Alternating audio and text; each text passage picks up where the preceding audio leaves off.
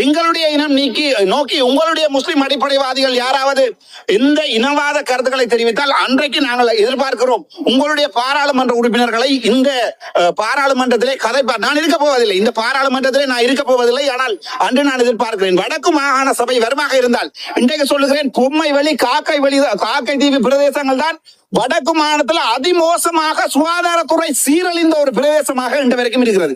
கடந்த ஆண்டுகள்ல முஸ்லிம் மக்களை யாழ்ப்பாணத்திலே மீள குடியமர்த்துகிறோம் என்ற பெயர்வையில அந்த இடத்துல போய் பாருங்க, பொம்மை வெளியே போய் பாருங்க காக்கதீவை. நான் இன்றைக்கு வடக்கு மாநில சபை எடுக்கணும், ஒரு தமிழ் நான் சொல்றேன், இன்றைக்கு வடக்கு மாநில சபை எடுக்கணும். முதலாக அபிவிருத்தி செய்வது பொம்மை வெளி காக்கதீவு பகுதிகளில் மக்கள் வாழுகிற இடம். அடுத்த மழை என்றவன சரத கட்டி கொண்டு போய் நிற்பாங்க. ஏனென்றால் உதவித்தொகை கொடுக்கிறோம், டாஸ்போராட்ட காசு வேண்டி முஸ்லிம் மக்களுக்கு கொடுக்கிறோம் என்ற அது இல்ல.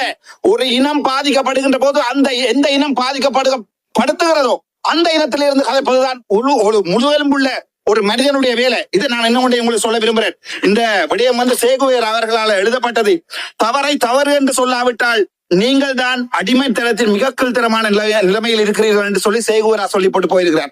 ஆகவே இந்த விடயத்துல நாளை சிறப்பு பேரணி ஒன்று கூட நான் போட்டிருக்கிறேன் இந்த பாராளுமன்றத்துல.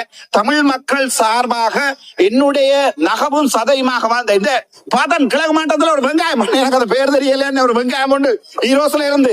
அது கிழக்கு மக்கள் 40 வருஷமா அரசியல் செய்யறாங்க. சுபாஷ் எனக்கு விளங்கல் என்னென்னால் இந்த வரைக்கும் சொல்லுறேன், கிழக்கு மாகாணத்துல தமிழ் விடுதலை புலிகளால கொலைகள் நடந்த என்றால் இந்த ஈரோஸ் மாதிரியான இந்த கட்டமைப்புகள் தான் முஸ்லிம் மக்களை வெட்டி கொன்றது. அது ஒட்டுமொத்தமா எங்களுடைய தேசிய தலைவர் பிரபாகரன் கையில போய் விழுந்தது. அதே நேரத்துல முஸ்லிம் மக்கள் ஒரு சில பேர் செய்த இந்த கொலைகள் தான், ஒரு சில பேர் செய்த இந்த இதுதான் ஒட்டுமொத்த முஸ்லிம்களையும் தமிழ் மக்களையும் இந்த வரைக்கும் பிரிச்சு வைத்திருக்கிறது. அடிபட்டு எவ்வளவு ஆளமடா அடிபட போறோம், எனக்கு விளங்கல. காதல் மஸ்தான் நாங்காடன் அண்ணன் எத்தனை நாள் அடிபட போறோம், இந்த பிரச்சனைகளுக்காக எத்தனை நாளைக்கு அடிபட போறோம். இன்றைக்கு நாங்க நிப்பாட்டுறோமோ பாராளுமன்ற உறுப்பினர் கோடீஸ்வரன் கதைக்கிறார். அந்த விடயத்துல எங்களுடைய சுகாதார அமைச்சர்கள் சொல்லு ஒரு 9 உதவியாளர்களை இடம் மாற்றுவது அல்ல எங்களுடைய தீர்வு. நான் நாளைக்கு சிறப்பு பேரணை போட்டிருக்கிறேன். அவர்களுக்கு கட்டாயம் போலீஸ்ல இணைவதற்குரிய யூனிஃபார்ம், அதே நேரத்துல இன்றைக்கு கூட கல்போட வைத்தியசாலையில போனால் என்னோட இன்டர்ன் செய்த பிள்ளைகள் 3 பேர் 2 பேர் முஸ்லீம் பிள்ளைகள். என்னோட இன்டர்ன் செய்த பிள்ளைகள் கன்சல்டன்ட் அவளையோட சேர்ந்த நான் இன்றைக்கு இன்டர்ன் செய்தேன். அவளை ஸ்டாப் போட்டிருப்பாளவே, அவளையோட தங்கச்சி மாதிரி. ஆனால் இன்றைக்கும் எனக்கு விளங்கையில இந்த சமூகத்துல அரசாங்கத்துல இருக்கிற இவங்களை பேசாதீங்கடா காலையா இருக்கு.